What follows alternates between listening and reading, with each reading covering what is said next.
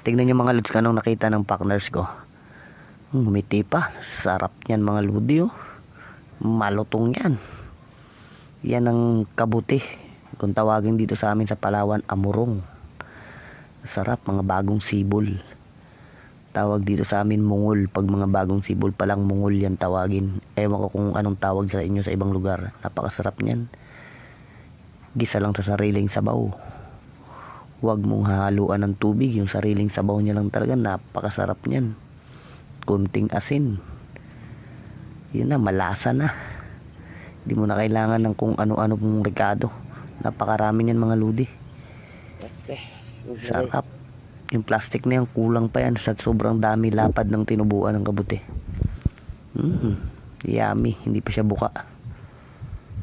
Sobrang dami niyan. Liliit po. Talagang hindi pa siya bumubuka, bagong bago.